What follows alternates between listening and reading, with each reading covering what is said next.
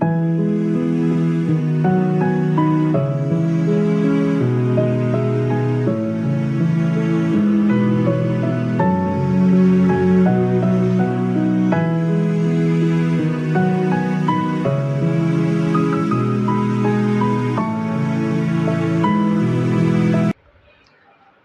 ఇప్పుడు మొదట హెడ్డింగ్ చదువుతాం, కొత్త సబ్జెక్ట్లోకి వెళ్ళాం. మొదట హెడ్డింగ్ కాన్సిక్రేషన్ అంటే ఏంటి? ప్రతిష్ఠించుకోవడం. ఒక మాటలో రోమన్ నెంబర్ 1, ప్రతిష్ఠతకి ఆధారం అంటే ఏంటి అని చెప్పండి. ఆధారం అన్నప్పుడు అక్కడ ఏం రాసింది? 1 కొరింథీ 6:19-20 మీ దేహము దేవుని వల్ల మీకు అనుగ్రహింపబడి మీలో ఉన్న పరిశుద్ధ ఆత్మకు ఆలయమైనదని మీరు ఎరగరా? మీరు మీ సొత్తు కారు, విలువ పెట్టి కొనబడినవారు కనుక మీ దేహంతో దేవుని మహింపరచండి. ఇక్కడ ఏం చెప్తున్నారంటే, వాస్తవానికి దేవుడికి మనం ప్రతిష్ఠించుకోవాలి అనే విషయం మనకు తెలిసి ఉండాలి. దేవుడికి మనం కొన్ని బహుమానాలు ఇవ్వాలి అనే సంగతి మనకు తెలియడం కాదు. దేవునికి మనల్ని మనం పూర్తిగా సమర్పించుకోవాలి అనే సంగతి మనకు తెలియాలి. ఎలా తెలిసిద్ది ఈ విషయం? దానికోసం ఆయన ఏర్పాటు చేశాడు. ఆయన ఏం చేశాడంటే, విలువ పెట్టి మనల్ని ఏం చేశాడంటే కొన్నాడు. మీరు మీ సొత్తు కాదు. ఇప్పుడు జయమ్మ గారు ఎవరి సొత్తు? జనరల్గా నేను ఎవరి సొత్తు? నా సొత్తు కాదు. నేను ఎవరి సొత్తు? ఆయన సొత్తు. మనం చెప్పాలా, నేను మా నాన్నగారి పిల్లని అని చెప్పకూడదు. మనం ఏం చెప్పాలా? మా నాన్నగారి కుమార్తెని చెప్పకూడదు. నేను ఎవరి సొత్తు అంటే, ప్రభువా నేను నీ సొత్తు. ఎందుకంటే ఆయన ఏం చేశాడు? విలువ పెట్టి కొన్నాడు. ఎటువంటి విలువ అది అంటే, వాస్తవానికి అక్కడ మనం ఇంకా ఎక్కువ విషయాలు రాయలేదు. ఆయన రక్తం ఇచ్చి మనల్ని కొన్నాడు.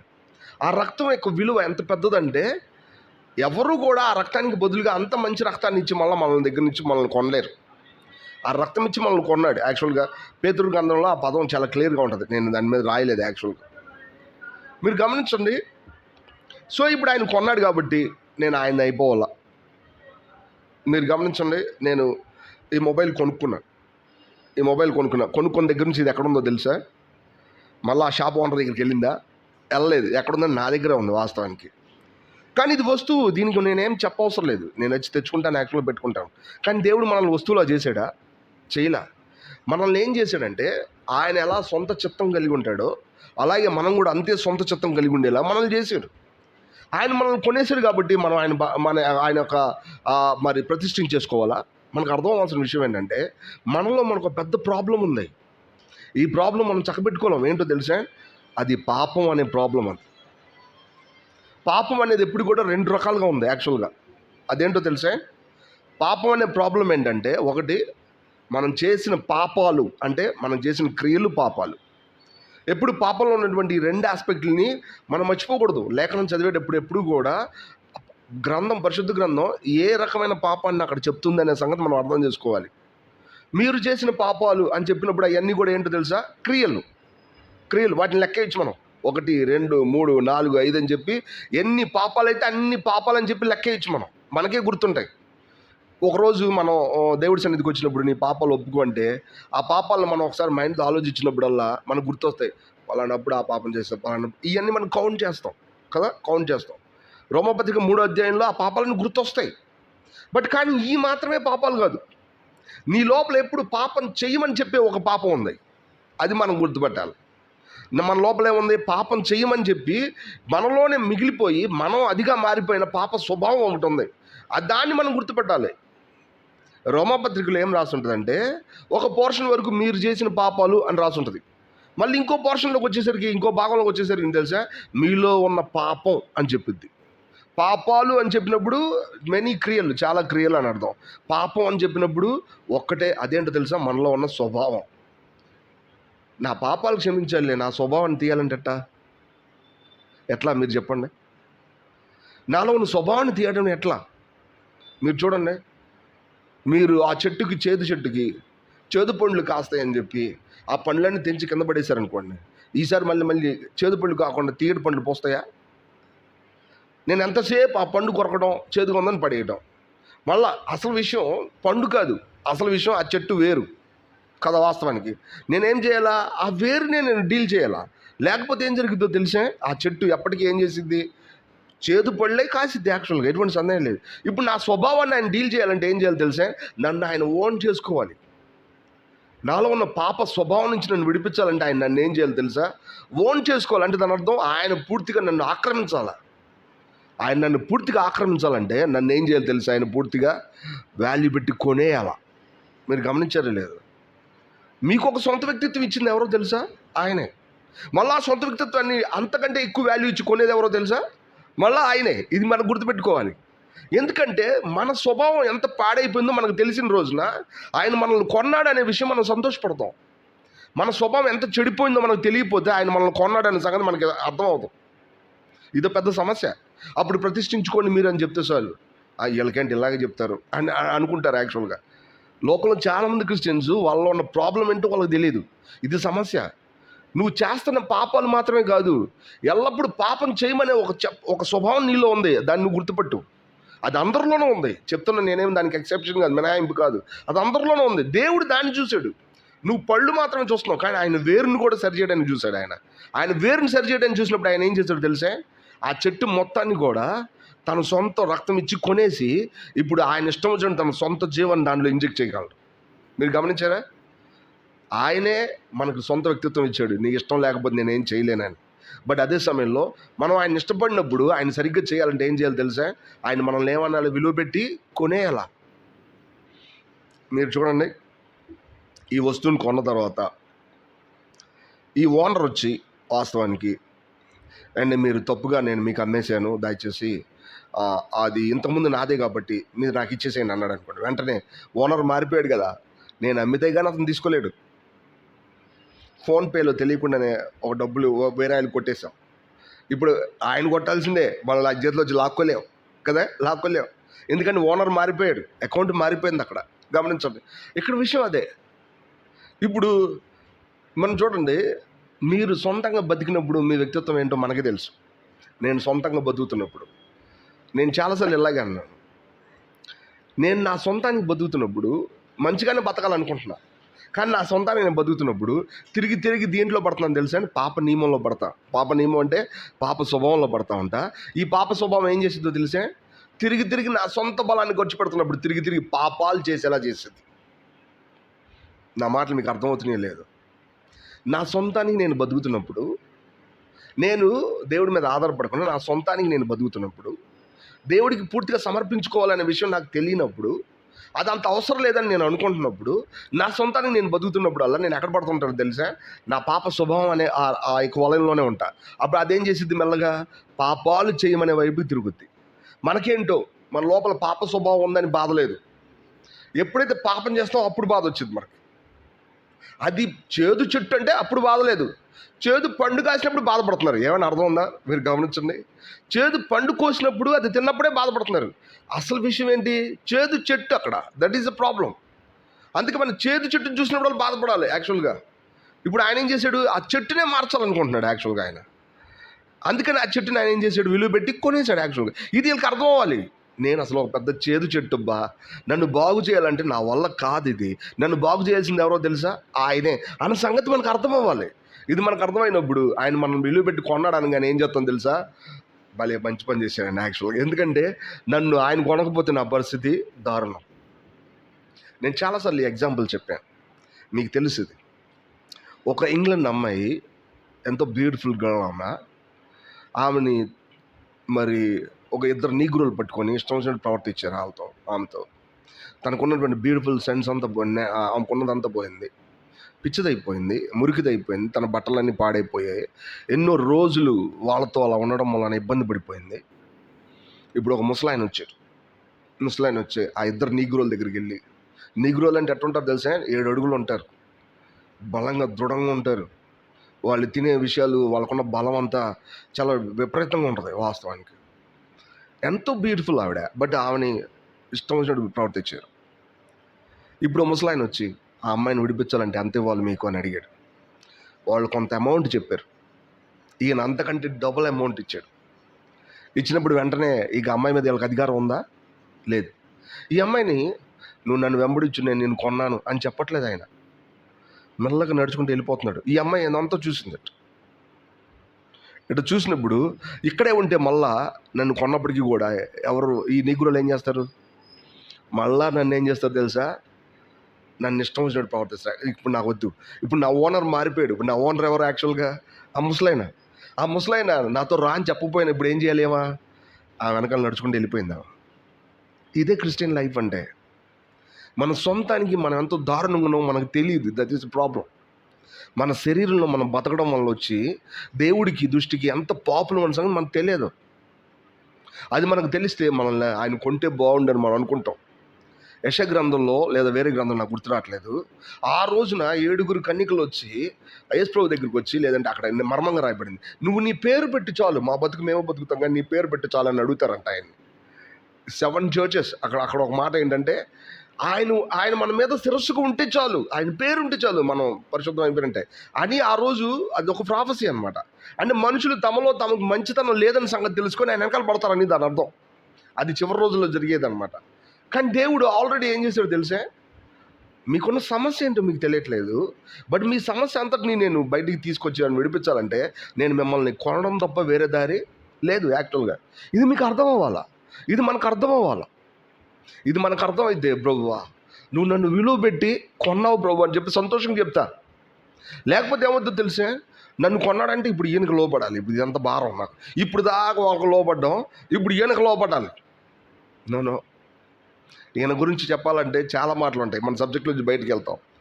వాస్తవానికి ఈయన ఎట్టంటోడు తెలిసే, నీతో ఏదైతే చేయమంటాడో అది ఆయనే వచ్చి చేస్తాడు. యాక్చువల్గా ధర్మశాస్త్రం కానీ శరీరం కానీ నీతో ఏదో చేయమని చెప్పిందంటే అది చేయాలంటే నీ వల్ల కాదు, వెంటనే నీకు శిక్ష వేస్తారు యాక్చువల్గా.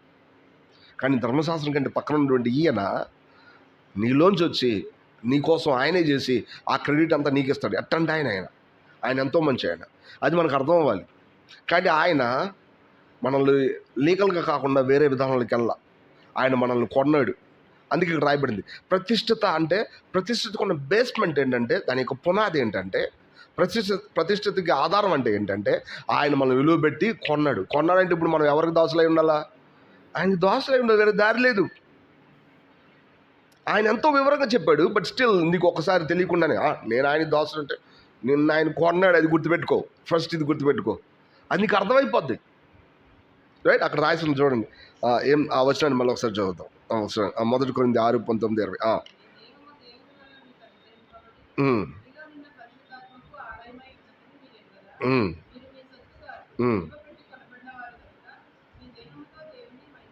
చూసారా, మీరు మీ సొత్తు కాదు.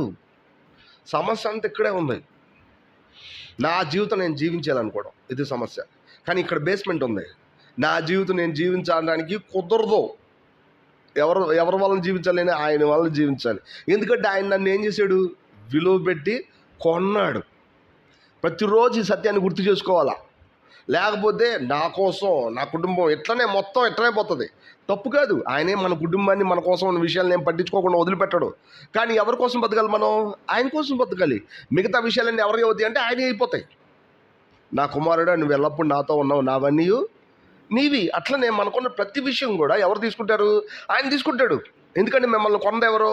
ఆయన. మిమ్మల్ని కొన్నాడంటే మీ సంగతులన్నీ కూడా కొన్నట్టే ఆయన కూడా. అది గుర్తుపెట్టుకోవాలా. నన్ను కొన్నాడు అనుకోండి, నాకున్న బలహీనతలు కూడా ఆయన చూస్తాడానికేగా. వాస్తవానికి నా బలహీనతలు నేను కొనలేదు. మీరు గమనించండి, ఒక పొలం కొన్నారనుకోండి, పొలంలో ఉన్నవన్నీ ఇక ఆయన కొన్నట్టేనా? లేకపోతే పొలంలో విత్తనాలు మాత్రమే, పంట మాత్రమే కొన్నట్ట? కాదు కదా. బైబిల్ రాస్తుంది, ఒకడు అమూల్యమైనటువంటి సంపదని, ట్రెజర్ని చూసి పొలాన్ని, ఆ ట్రెజర్ని మాత్రం కొనట్లా, ఆ ధనాన్ని మాత్రం కొనట్లా, పొలం మొత్తం కొనేసాడు ఆయన. మీరు గమనించండి, ఒక అమూల్యమైన ధనాన్ని చూసినప్పుడు, ఆ పొలంలో అక్కడ ఉందని తెలిసినప్పుడు, అంటే ఒక మాటలో అక్కడ బంగారం లేదంటే ఒక నిధి ఉందని తెలిసినప్పుడు అతడు ఆ నిధిని మాత్రం కొనట్లా, ఆ పొలం మొత్తాన్ని కొనేస్తున్నాడు యాక్చువల్గా. అట్లనే మన లైఫ్లో ఆయన మొత్తాన్ని కొన్నాడు. ఇది మనకు అర్థం అవ్వాలి. ఓ దేవా, ప్రతిష్ఠించబడ్డానికి కావాల్సినటువంటి రైట్ ఇది. ఇప్పుడు ఆయన అంటాడు, యు ఆర్ మై ప్రాపర్టీ. ఎవరి ప్రాపర్టీ? మనం ఆయన ప్రాపర్టీ. ఆయన మనల్ని ఏం చేశాడు? కొన్నాను అని చెప్పి వరకు నేను నోటితో చెప్పాడా? చెప్పలా. ఆయన చాలా విలువగా, మీరు ఇంతకుముందు పోర్షన్లో దేవుడి శక్తి అనే ఒక పాయింట్ చదివారు మీరు. అది మొదటి రోమన్ నంబర్లో ఉన్నటువంటి దేవుడి శక్తి చాలా చక్కగా ఎక్స్ప్లెయిన్ చేశారు సిస్టర్. వాస్తవానికి ఏంటి ఆ శక్తి తెలిసే? ఆయన ఊరక నోటితో చెప్తే అది మన దగ్గరికి రాదు. ఆయన ఎంతో క్రైమ్ చెల్లించినందున అది మన జీవితంలో ఎలా అయింది తెలుసా? దేవుడి శక్తి అయింది. ఇది గుర్తుపెట్టుకోవాలి. ఇప్పుడు ఆయన నీకు వచ్చిన విమోచనం నువ్వు మనసులో నువ్వు అనుకున్నంత మాత్రాన్ని కాదు, ఆయన చేశాడు కాబట్టి నువ్వు అనుకుంటున్నావు అంతే. మన చాలాసార్లు వచ్చిన కష్టం ఏంటంటే, నేను దేవుడు పెట్టిన అనుకున్నది నువ్వు దేవుడు పెట్ట కాదు, ఆయన నిన్ను ఏం చేశాడు? దేవుడు పెట్టని చేసేసాడు. ఆ సంగతి గుర్తుపెట్టుకోవాలా. అది దేవుడి శక్తి. అది వచ్చి నువ్వు దేవుడు బిడ్డవే గుర్తుపెట్టుకొని చెప్పుద్ది లోపల నుంచి. అరే నేను అసలు ఆలోచించలే లేదు, ఇంతనే ఎవరు చెప్పారబ్బా ఈ మాట? ఎవరు చెప్తారు? అలా చెప్పడానికి కావాల్సిన ఏర్పాటు దేవుడి శక్తి వలన కలిగింది. అది అక్కడ అన్న విషయం. ఎంత చక్కటి పాయింట్ కదా. సో ఇప్పుడు దేవుడు మనల్ని ఏం చేశాడు? విలువ పెట్టి కొన్నాడు. ఇప్పుడు కొన్నటువంటి ఆ ప్రాపర్టీకి సంబంధించిన ఆయన వచ్చి ప్రతిసారి అడుగుతాడు, నువ్వు ఎవరి ప్రాపర్టీ? నువ్వు నా ప్రాపర్టీ అని అడుగుతాడు. అలా అడిగితే నేను నీ ప్రాపర్టీ కాదు అని చెప్పడానికి కుదిరిద్దా? కుదరదు. బట్ చాలాసార్లు మనం అటనే ప్రవర్తిస్తాం, ఇది నా ఇష్టానికి చేసుకుంటాం. సత్యం ఉన్నప్పటికీ కూడా ఆయన ఎంతో ఓపికగా, నువ్వు నీ ప్రాపర్టీ కాదు, నువ్వు నీ సొంతానికి బతికితే నువ్వు ఎంత ఓడిపోతావో నీకు తెలుసుకో. దురదృష్ట సేవద్దు. కష్టం ఏంటంటే క్రైస్తవులు అందరూ సౌకర్యంగా జీవిస్తే చాలు దేవుడు ఉన్నాడు అనుకుంటున్నారు. సౌకర్యం ఇంపార్టెంట్ కాదు ఇక్కడ, లైఫ్ ఇంపార్టెంట్. ఎంత సౌకర్యం కావాలా? సొలొమోన్ కంటే ఈ భూమి మీద సౌకర్యంగా బతికినోడు ఎవడు లేడు, ఇంకొకరు లేడు. సొలొమోన్ వచ్చి నిలబడి ఇలా చూశారంటే చాలు, ఆయనకి ఏం చేయాలో అది చేసేస్తారు వాళ్ళు వచ్చి. ఆయన ఏం చెప్పడు, జస్ట్ అలా చూస్తే చాలు వాళ్ళు చేసేస్తారు. అంత చక్కగా ప్రోగ్రామ్ చేయబడి ఉంటుంది ముందే. సొలొమోన్ వచ్చి నిలబడితే చాలు, ఆయన ఏం చేయాలో అది వాళ్ళు అది చేసేస్తారు. యాక్చువల్గా సొలొమోన్ అంత జ్ఞానంగా ప్రతి విషయం చేశాడు. అలాంటి సొలొమోన్కి ఏం లేదో తెలుసా? ఎంత కల్చర్డ్గా ఎంత సౌకర్యంగా బతికినా లోపల సంతోషం లేదు. ఆయన అన్నాడు, మానవ కోటికి విధి ఒక్కటే, అదేంటో తెలుసా? దేవుడి మీద ఆధారపడి దేవుడు చెప్పింది చేయడం, అంతకుమించి వేరే దారి లేదని.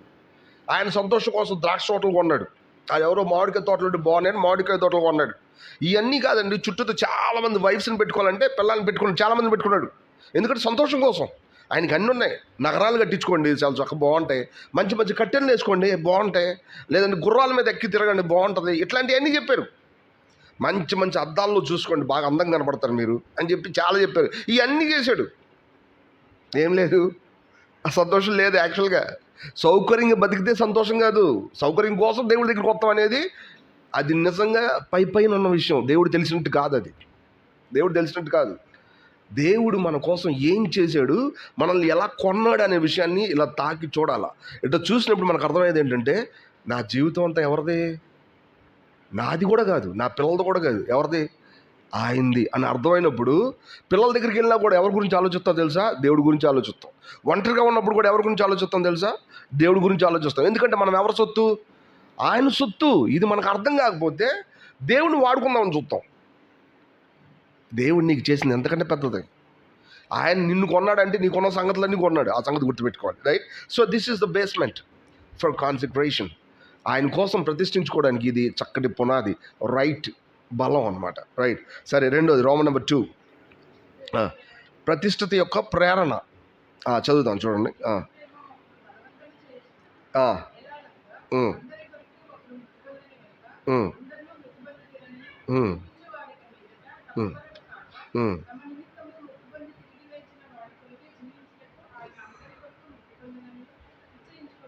ఇప్పుడు ప్రతిష్ఠత జరిగిపోయిందే లేదా పైన?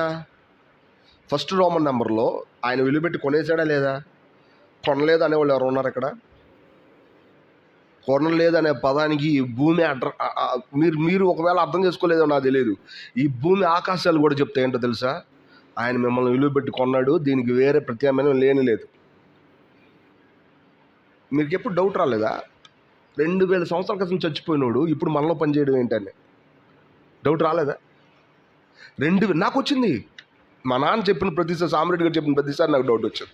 నేను అన్నా, నువ్వు కథలు చెప్పాక నేను చదువుకున్నావాడిని, 2000 సంవత్సరాల క్రితం చచ్చిపోయిన ఆయన నా జీవితం నా కోసం చచ్చిపోయాడని చెప్తావేంటి నువ్వు?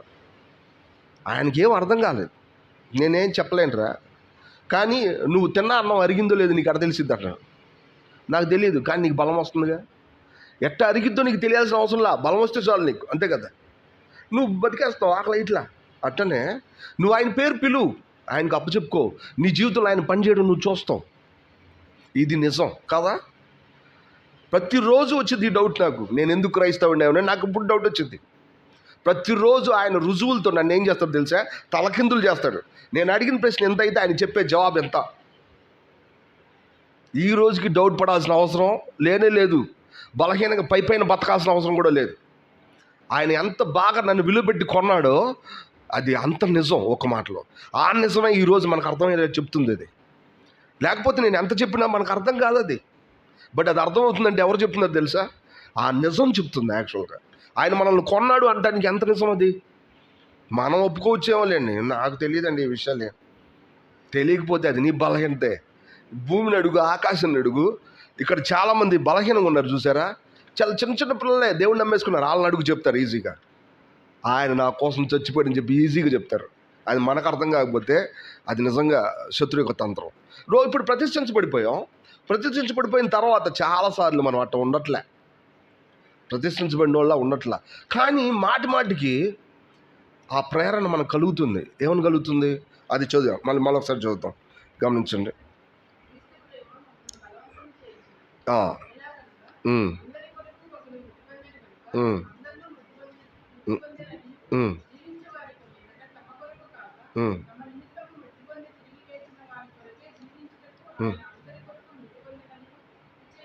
చూసారా, క్రీస్తు ప్రేమ మమ్మల్ని ఏం చేస్తుందంటే బలవంతం చేస్తుంది. అపోస్తలుడు పౌలు చెప్పాడు ఈ పదం.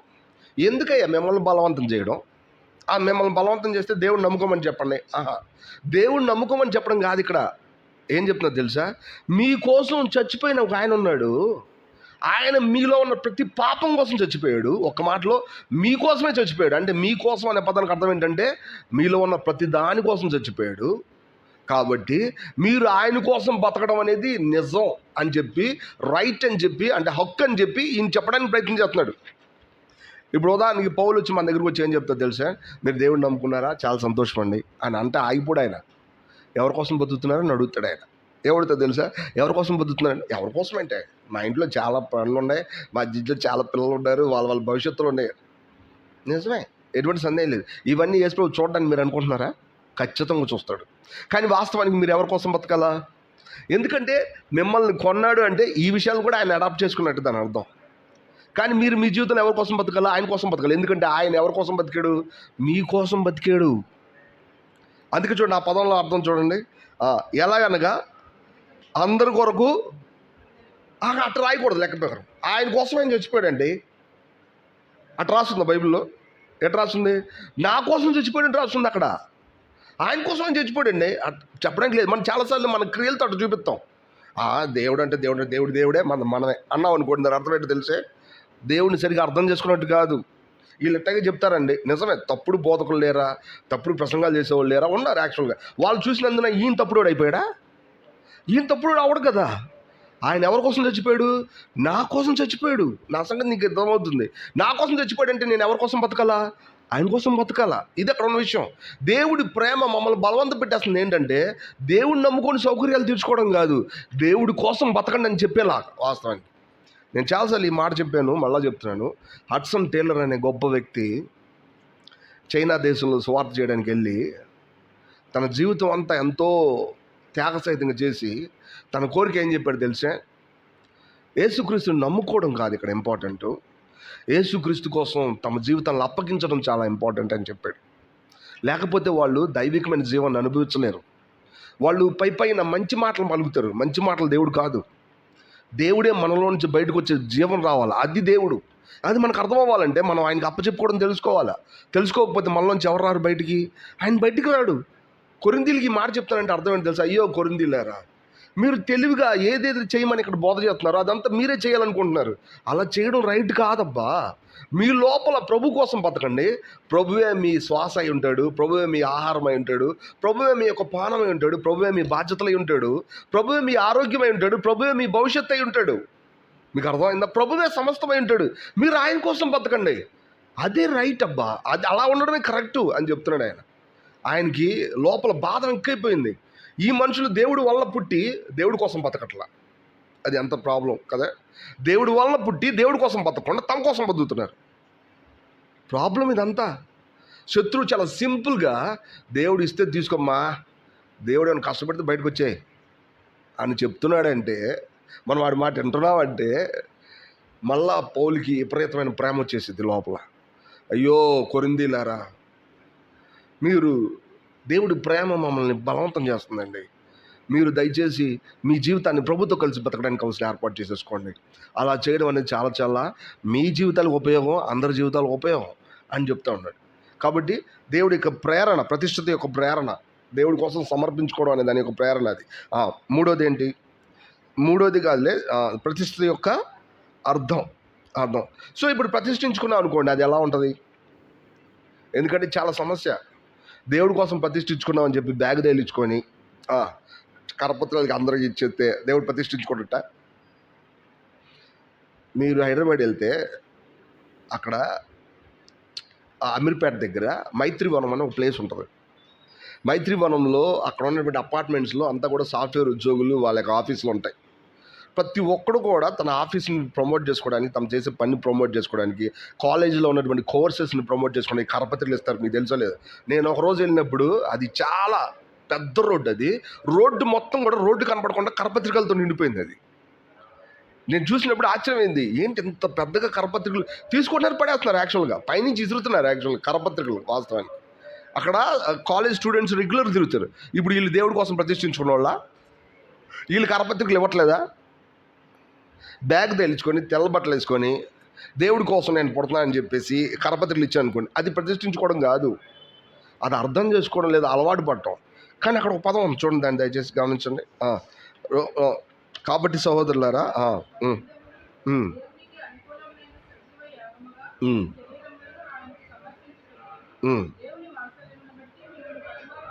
మీరు గమనించారా? అపోస్తలుడు ఏం చెప్తున్నాడు? దేవుడికి సమర్పించుకున్నాం, ప్రతిష్ఠించుకున్నాం అని చెప్పి తప్పులోకి వెళ్ళిపోబాకండి సహోదరులారా. మీ శరీరాల్ని సజీవ యాగంగా దేవునికి ఏం చేయాలంట? సమర్పించుకో. సజీవ యాగం అంటే అర్థం ఏంటి? సజీవ యాగం అంటే బతికుండగానే మంటలో పడడం అని అర్థం. ఎవరు పడతారే? నేను పడలేదు మరి ఇంతవరకు. నన్ను కనీసం మంటలో చేయబడి పెట్టలా నేను, మరి ఎట్టబడ్డాం? ఇక్కడ విషయం అది కాదు. మీరు మీ స్వయాన్ని చచ్చిపోతున్నప్పుడు, ప్రభు కోసం బతుకుతున్నప్పుడు, ప్రభు కోసం బతికి ఆ జీవాన్ని ఎక్కడ ఖర్చు పెట్టాలంటే మందిరంలో, లేదంటే దేవుడి ప్రజల మధ్య ఖర్చు పెట్టండి. ఇట్టి సేవ మీకు యుక్తమైంది అని చెప్పి దేవుడి వాత్సల్యాన్ని బట్టి మిమ్మల్ని నేను బతిమాలుకుంటున్నాను. అంటే మనకు తెలిసిన మంచి చేయడం సేవ కాదు. మనకు తెలిసిన మంచి చేయడం అనేది సమర్పించుకోవడం కాదు. నాకేదైతే తెలుసో అది కాదు. దేవుడికి ఏది అవసరమో తెలుసుకొని దాన్ని మనం ఇవ్వడం అనేది అక్కడ వాస్తవానికి నిజంగా దేవుడిని గౌరవించినట్టు. ఒక మాటలో ఇక్కడ ప్రతిష్ఠిత అనే పదానికి అర్థం ఏంటంటే సజీవ యాగంగా మీ శరీరాలను సమర్పించుకోవడం అనేది నిజంగా ప్రతిష్ఠితలో ఉన్నట్టు అసలు విషయం. ఈ దినాల్లో జీవితం అంతా మంచి ఉద్యోగం చేశారు, చక్కగా 60 సంవత్సరాలు 40 సంవత్సరాలు వచ్చినప్పుడు రిటైర్ అయ్యారు. రిటైర్ అయినప్పుడు ఇప్పుడు వాళ్ళకి మంచి దారి దొరికింది. ఏంటంటే రిటైర్ అయినప్పుడు వచ్చిన డబ్బులతో మందిరం కట్టుకొని చక్కగా సేవ మొదలుపెట్టారు. వచ్చి ఇంకా ఏం చెప్తున్నారు తెలుసా? చక్కగా టక్ చేసుకోవడం తప్పని నేను అంటున్నానా? ఉద్యోగం తప్పని నేను అంటలేదు. మీరు గమనించండి. వీళ్ళు ఇప్పుడు క్రిస్టియానిటీని పోగు చేస్తారు. పోగు చేసి శుభ్రంగా అక్కడ డ్యూటీ అయిపోయింది, ఇప్పుడు ఇంకో డ్యూటీ ఎక్కుతారు. ఏం డ్యూటీ ఇది?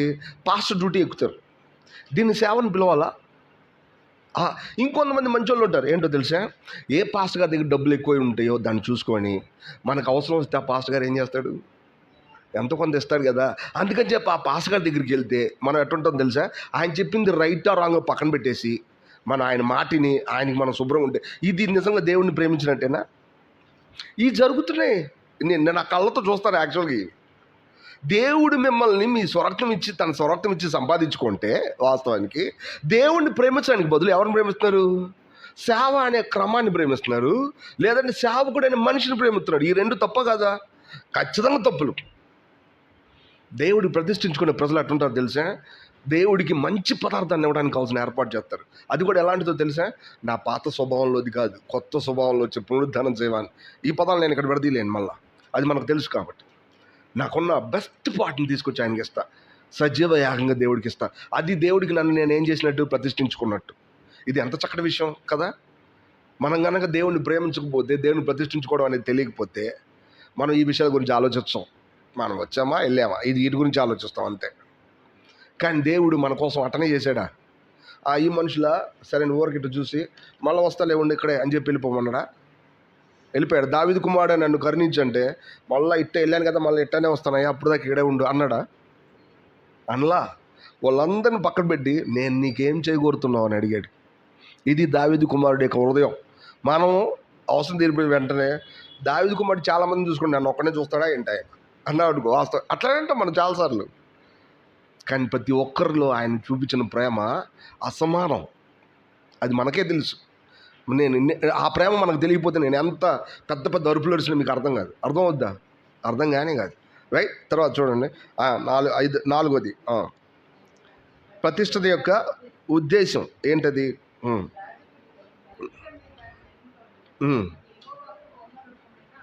మీరు గమనించారా? యెహోవాకు ఆహారం పెట్టాలి. యెహోవా అంటే ఎవరు? దేవుడు. ఆయనకేం కావాలి? లేదా ఆహారం లేదా? మీరు గమనించండి, ఈ సమస్త భూమి ఎవరిది?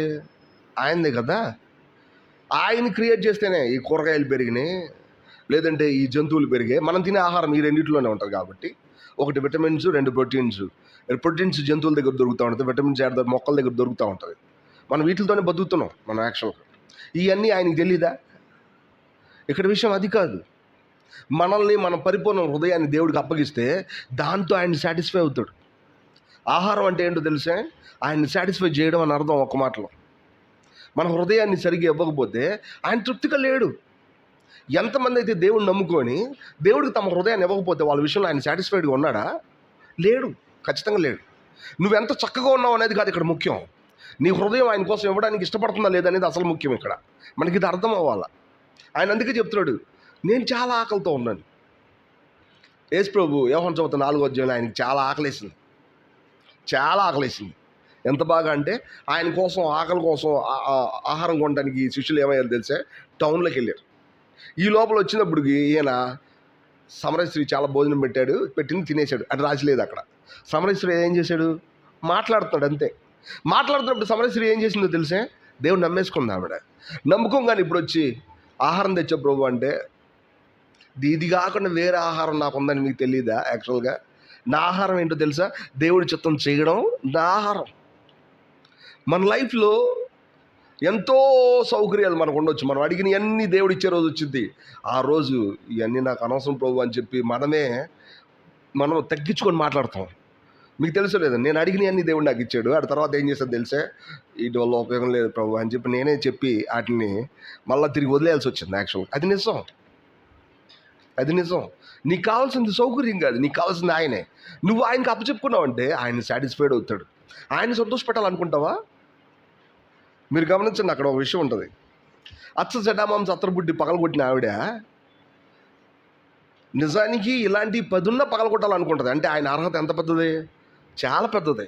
అంత అర్హత నేను సాటిస్ఫై చేయలేను, తృప్తిపరచలేను. కానీ వాస్తవాన్ని నాకున్నదంతటితో నేనేం చేస్తాను? ఆయన్ని తృప్తిపరుస్తాను. అంటే అర్థం ఏంటో తెలిసే?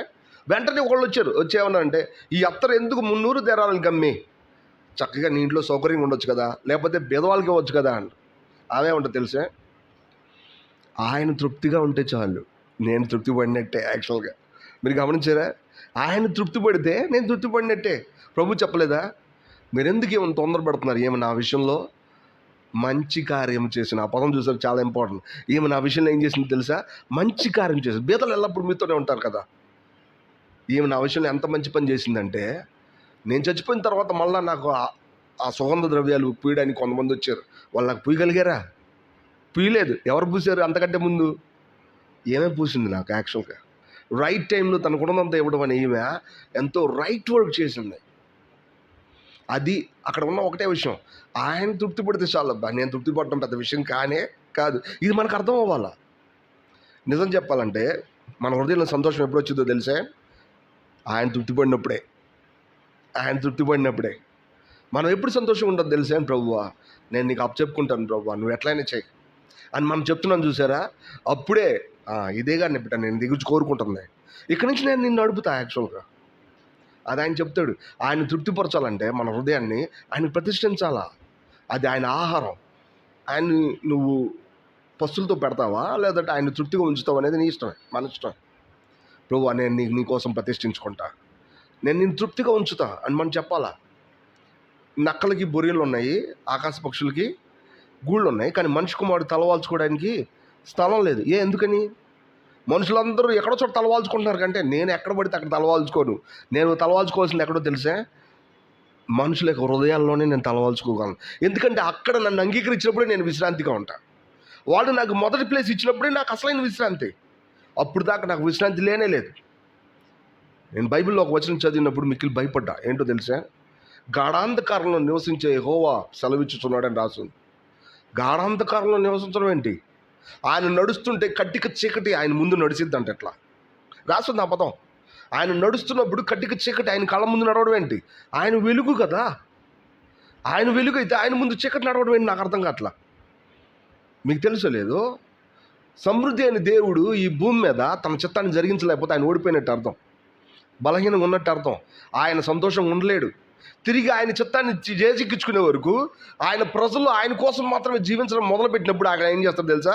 సంతోషంగా, తృప్తిగా, వెలుగుగా ఉండగలుగుతాడు. ఆయన ప్రజలు ఆయన ఎప్పుడు సంపాదించుకోగలిగాడు అంటే యేసుప్రభు ఈ భూమి మీదకి వచ్చినప్పుడు. అప్పుడు దాకా ఆయన ఎక్కడ ఉన్నాడు తెలుసా? కటిక చీకట్లో ఉన్నాడు. ఎందుకంటే ఆయన ఓటమిని చూస్తున్నాడు. అక్కడ ఆయన తెలియకుండానే ఆయన బలహీనత ప్రదర్శిస్తున్నాడు. బైబిల్ రాసుంటుంది, భూమి నిరాకారంగాను శూన్యంగానే ఉండెను, చీకటి అగాధ జలముల పైన కమ్మి ఉండెను, దేవుని ఆత్మ జలముల పైన అల్లాడుచుండెను. అల్లాడుచుండడం అనే పదానికి అర్థం ఏంటో తెలుసా? సంతోషంగా అటు ఇటు తిరుగుతున్నాడని కాదు అక్కడ అర్థం. బాధపడతా దాని లోపల ఏదో పని చేయాలని చూస్తున్నాడని దాని అర్థం. ఇంగ్లీష్ బైబిల్లో బ్రూడింగ్ అనే పదం రాసి ఉంటుంది. బ్రూడింగ్ అంటే గుడ్డు మీద కోడి పొదిగినట్టు దాని అర్థం. పిల్లలు వచ్చే వరకు కోడికి చుట్టుండదు, ఒక మాటలో పొదుగుతూనే ఉంటుంది. అట్లానే అందులో నుంచి మంచి పదార్థం బయటకు వచ్చే వరకు ఆయన ఆ జలం పైన అల్లాడుతూ ఉంటాడు. ఎందుకంటే తను ఏదైతే చేశాడో దాన్ని ఈరోజు పోగొట్టుకున్నాడు. ఎవరి దగ్గర నుంచి? శాటన్ దగ్గర నుంచి. శాటన్ దాన్ని పాడు చేయగలిగాడు. తిరిగి ఆయన నిలబెట్టగలగాల. అప్పుడే ఆయన ఎటుంటో తెలుసా? రెస్ట్గా ఉంటాడు, తృప్తిగా ఉంటాడు, ఆహారం తీసుకొని సాటిస్ఫైడ్గా ఉంటాడు. మన లైఫ్లో ఇది అర్థం అవ్వాలి. ఇది అర్థమైతే దేవుని మనం తగ్గనేమో. ప్రతిష్టత అంటే అది పరిపూర్ణంగా ప్రభువుకు అప్పచెప్పుకోవడం అని అర్థం. రైట్. తర్వాత చివరిది ప్రతిష్టత యొక్క ఫలితం చదువుదామండి.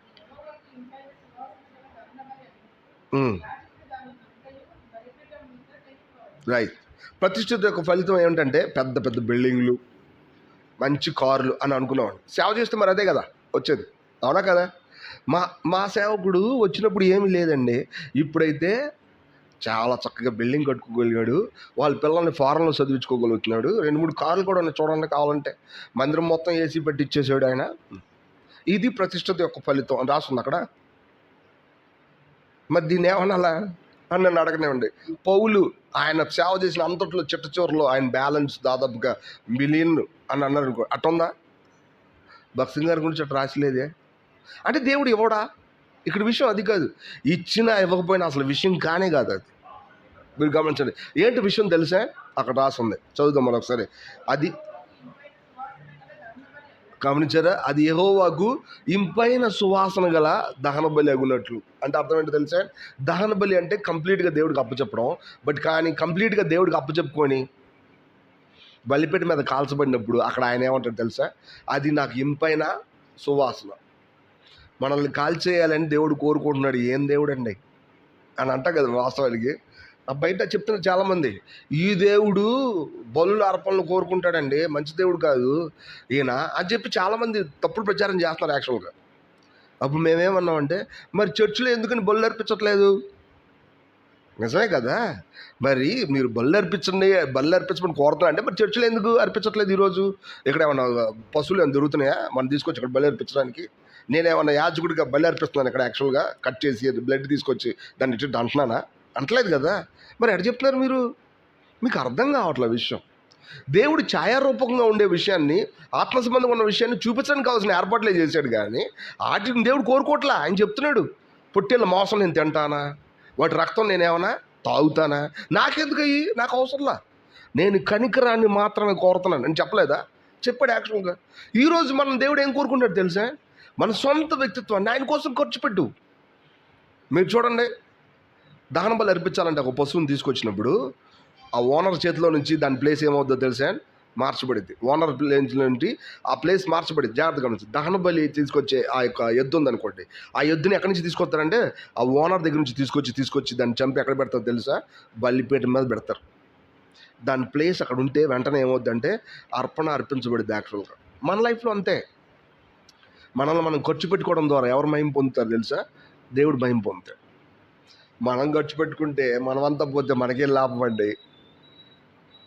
మీరు దేవుణ్ణి మహింపరిస్తే ఆయన మిమ్మల్ని ఏం చేస్తారు తెలుసా? మిమ్మల్ని మహింపరుస్తాడు ఆయన. మీరు ఆయన్ని మహింపరుస్తే ఆయన మిమ్మల్ని మహింపరుస్తాడు. దైవజనుడు భక్త సింగ్ అనే పేరు పలికిన ప్రతిసారి నా హృదయంలో ఎంతో కృతజ్ఞత ఉంటుంది. దైవజనుడు వాచ్మెన్ గారు అని పేరు పెట్టినప్పుడల్లా నా హృదయంలో ఎంతో కృతజ్ఞత ఉంటుంది. జెస్సీ పెన్ లూయిస్ అనే ఆవిడ మాట పలుకుతున్నప్పుడల్లా కళ్ళమ్మ నీళ్ళు వస్తాయి. మేడం గయోన్ అనే పేరు పలికినప్పుడల్లా నా హృదయం పొంగిపోతూ ఉంటుంది. ఎందుకో తెలుసా? వీళ్ళందరూ తమను తాము దేవుడి కోసం అప్పగించుకొని దేవుడి చేత మహింపరచబడిన వాళ్ళు దారి చూపించకపోతే ఈరోజు ఇన్ని లేఖనాలు మన దగ్గరికి రావు. అది నా వల్ల ఏం కలగట్లా. దైవజనులు దారి చూపించారు, ఆ దారిలో మనం పరిగెడుతున్నాం అంతే, అంతమించి ఏం లేదు. వాళ్ళు ఎంత కష్టపడ్డారో మనకు తెలిస్తే ఆయన కోసం సమర్పించుకోవడం అనేది ఎంత అర్హమైన విషయం అనేది మనకు అర్థమవుతుంది. నిజమే, ఇది ఎంతవరకు తీసుకుంటారు అనేది పక్కన పెడితే, కానీ ఇది ఎంతో అత్యవసరమైన విషయం. మనలో చాలామంది చాలా తప్పుడు అభిప్రాయాలు ఉంటాయి. ఏంటో తెలుసా? అబ్రహాం దేవుడు పిలిచాడు కాబట్టి అన్నీ వదిలిపెట్టి రమ్మన్నాడు కాబట్టి మనం కూడా ఏం చేయాలి అని అనుకుంటారు. కాదు, అట్లా కాదు. నీకు అర్థమవుతుంది. ఆయన చాలా క్లీన్గా చెప్పే వరకు కూడా మనం ఏ పని చేయకూడదు. మనమే అనుకున్నట్టు ఏం చేయకూడదు. ఒకసారి నేను చోట సేవకి వెళ్ళినప్పుడు ఇద్దరు పాపలు వచ్చారు. ఆ అమ్మాయి డిగ్రీలు చదువుకునే పాపలు వచ్చి, అంకుల్ నాకు సేవ పిలుపు ఉంది, మరి అది కరెక్ట్ కాదు, నాకు తెలియలేదు, నాకు చెప్పండి అంకుల్ అని ఒక పాప. ఇంకో అమ్మాయి ఉందంటే, నాకు వాగ్దానం వచ్చింది కానీ అసలు వాగ్దానం నెరవేరిందో లేదో నాకు తెలియదు అంకుల్ అని. యాక్చువల్గా చాలా జెన్యున్గా మాట్లాడారు. ఎందుకంటే నేను మాట్లాడిన మాటలు వాళ్ళకి చాలా నిజంగా మాట్లాడుతాను అంకుల్ అని చెప్పి అనిపించిందేమో. మొత్తానికి వాళ్ళు డౌట్లు ఏమైనా ఉంటే నేను వచ్చి ఆఫ్టర్ మీటింగ్ వచ్చి మాట్లాడాను. అప్పుడు నేనేం చెప్పాను తెలుసా? సేవ పిలుపు ఉందని అమ్మాయి ఉంది చూసారా, అమ్మాయి నీకు సేవ పిలుపు లేదని చెప్పుకోండి నువ్వు ఎప్పుడు. నేనేం చెప్పాను? సేవ పిలుపు ఉందమ్మా, సరే అది కావాల్సిన అట్లా కాదు, నీకు సేవ పిలుపు లేదని చెప్పుకో అన్నారు యాక్చువల్. ఎందుకని? ఒకవేళ అది ఉంటే అది నిన్ను విడిచిపెట్టదు. ఒకవేళ దేవుడు నిన్ను ప్రతిష్ఠించుకోవాలని అనుకున్నాడు అనుకో, వాస్తవాన్ని నిన్ను విడిచిపెట్టడు. మరి ఇక్కడ అందరూ ప్రతిష్ఠించుకోవాలి కదండి, అందరూ ప్రతిష్ఠించుకోవాలి, ఎటువంటి సందేహం లేదు. ఇది వేరే. వాస్తవానికి ఇది ఎట్లాంటిదంటే ఒక ప్రత్యేకమైన పని కోసం. ఈ ప్రత్యేకమైన పనిలో అన్ని సంగతులు ఉంటాయి. కానీ మనం అందరం ఎవరి కోసం సమర్పించుకోవాలా? దేవుడి కోసం సమర్పించుకోవాలా. దేవుడు ఒక ప్రత్యేకమైన కాలింగ్ పిలుస్తాడు, అప్పుడు నీకు అర్థమవుతుంది. అది వేరే సంగతి. కానీ ఇదంతా కూడా మనల్ని విలువపెట్టి కొన్నప్పుడు ఆ ప్రత్యేకమైన వాళ్ళని మాత్రం విలువపెట్టి కొన్నాడా? అందరిది కొన్నాడా లేదా? ఇది మనకు అర్థం అవ్వాలా. అప్పుడు నేను అన్నాను, ఎట్లా అంటే, అలా ఏంటి అంకుల్ అంటే, తల్లి నువ్వు అభ్యంతరపడద్దు, అంటే నువ్వు డౌట్ ఫీల్ అవుతావు. నువ్వు నిజంగా ఆయన దగ్గర నుంచి వచ్చిందా లేదని కన్ఫర్మ్ చేసేవారు కూడా ఏ నిర్ణయం చేయబాక. నువ్వేం చేయాలంటే, ఇది నాకు అవసరం లేదు, నాకు పిలుపు లేదని చెప్పుకొని నువ్వు మామూలుగా బతుకు. కానీ దేవుడు పదే పదే గుచ్చుతాడు నీ దగ్గరికి వచ్చి. వాస్తవానికి ఇది నువ్వు నేను నీకోసం ప్రత్యేకించుకున్నానని చెప్తాడు. అప్పుడు నువ్వు దానికి నీళ్లు కలపలేవు, దాన్ని పలసం చేయలేవు, వేరే రంగులు వేయలేవు. నీకు అర్థమైపోద్ది ఏంటో తెలుసా? ఇది నేనే, దేవుడు నాకు. నువ్వు ఏడుస్తావు, లేదంటే పరిస్థితులు ప్రతికూలంగా మారతాయి. ఈ సంగతులన్నింటిలో ఒక్క నిర్ణయం చేయగలిగిన పరిస్థితులన్నీ చక్కబడిపోతాయి. నా లైఫ్లో నేను చూసాను చాలాసార్లు. అవన్నీ చెప్పలేను వాస్తవానికి. మీరు గమనించండి. సో ఇప్పుడు ఇంకొక అమ్మాయి ఉంది కదా, ఈ అమ్మాయి వాగ్దానం వచ్చింది కానీ నెరవేర్చబడిందో లేదో కూడా నాకు తెలియదు. అప్పుడు నేనేమన్నా తెలుసా? నువ్వెప్పుడు దేవుడి గురించి ఆలోచన చేయి. నువ్వు ఆలోచన చేయక నీకు అర్థం కావట్లేదు. ఈ అమ్మాయి ఎక్కువ ఆలోచిస్తుంది, ఈ అమ్మాయి అసలు ఆలోచించట్లే. ఇది సమస్య. ఇప్పుడు ఈ అమ్మాయితో ఏం చెప్పానంటే, నువ్వు బాగా ఆలోచించు. ఎట్లా అంటే, ప్రభువా ఎట్లా నువ్వు ఆ వాగ్దానం నెరవేర్చావు, అసలు ఏంటి అది, దాని గురించి ఆలోచించు. ఖచ్చితంగా దేవుడు నీకు చెప్పి తీరుతాడు. మీరు చూసారా? దేవుడు ఎప్పుడు ఎట్లాంటోడు తెలుసా? నువ్వు ఏ పక్కన నిలబడి బాగున్నావు అనుకుంటున్నావో ఆ పక్కన నుంచి నేను పక్క తీసుకెళ్తాడు ఆయన. తీసుకెళ్ళి ఇది కాదు బాగోవడం అంటే, నేను నీకు ఇది చెప్తా, నువ్వు ఇది చెయ్యి. ఇక్కడ విషయం ఏంటో తెలుసా? నేను చెప్పింది చేస్తున్నావా లేదా అదే ముఖ్యం, కానీ నువ్వు అనుకున్న మంచిది చేస్తున్నావా లేదా అనేది కాదు ఇక్కడ ముఖ్యం. మీకు అర్థమవుతుందో లేదు? ఒకసారి యేసుప్రభు దగ్గరికి ఒక ఆయన వచ్చాడు. ఏమని వచ్చాడు తెలుసా? నేను నీతో పాటు సేవకు వస్తాను, నన్ను తీసుకెళ్ళి అన్నాడు. వెంటనే ఇంకొక ఆయన వచ్చాడు, నేను నీతో పాటు సేవకు వస్తాను కానీ నా తల్లిదండ్రులు చచ్చిపోయారు, వాళ్ళని పాత పెట్టుకొని ఇవ్వు అన్నాడు. వెంటనే ప్రభు ఏమన్నాడు తెలుసా?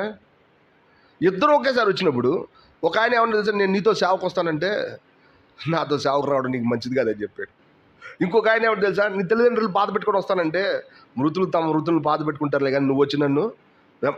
చూడండి, ఇద్దరు ఒకేసారి వచ్చినప్పుడు, ఇద్దరు సేవకు వచ్చినప్పుడు ఎందుకు భిన్నమైన ఆన్సర్లు ఉన్నాయి తెలుసా?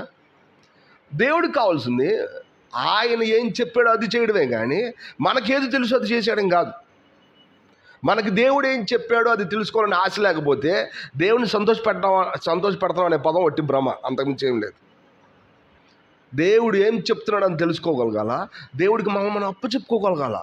అట్లా అప్పచెప్పుకోగలుగున్నప్పుడు ఆయన ఇంపైన సువాసన, ఇంకా చాలా అర్థాలు ఉన్నాయి అందులో, అవన్నీ నేను విడదీసి చెప్పట్లేదు. ఎందుకో తెలుసా, తనకున్నదంతా ఖర్చు పెట్టబడ్డం వల్ల దేవుడు తనని ఆగ్రహిస్తాడు. దైవజనులు భక్త్ సింగ్ గారు తనకున్నదంతా దేవుడికి అప్పగించాడు. దేవుడు ప్రజలు చాలామంది అట్టనే చేశారు. మనం కూడా అది చేయడం అనేది ఎంత అర్హమైన విషయం అని మనకు అర్థమవుతుంది. అప్పుడు మనం మన ప్రతిష్టతలో చక్కగా ఉన్నట్టు. దేవుడు మన ప్రతిష్టతకి చక్కటి మార్గం, లేదంటే చక్కటి ఇంపైన సువాసన ఆగ్రహించి మనకు విలువ ఇచ్చినట్టు దాని అర్థం. బైబిల్లో మీరు చూడండి, దేవుడి స్వాస్థ్యం అంతా ఎవరో తెలుసా? దేవదూతలు కాదు, ఎవరో దేవుడి ప్రజలే. వీళ్ళు ఎవరో తెలుసా? దేవుళ్ళుగా మారిపోయారు వీళ్ళు. దేవదూతలు మనకంటే బలవంతులా కాదా? వాళ్ళని మనకు సేవకులని పిలిచాడు. వాళ్ళు మనకేమవుతారు తెలుసా? సేవకులు. అంటే మనం ఎంత పెద్దోళ్ళు అవుతాం? ఎందుకట్టా తెలుసా? మనం ఆయనకి పూర్తిగా సమర్పించుకున్నాం కాబట్టి. మనం ఆయన పూర్తిగా దేవదూతలకు వేరే వ్యక్తిత్వం లేదు. మనకు వేరే వ్యక్తిత్వం ఉన్నప్పటికీ కూడా మన వ్యక్తిత్వం అంతటితో ఎవరిని కనపరుస్తున్నాం? ఆయనని కనపరుస్తున్నాం. This is very important.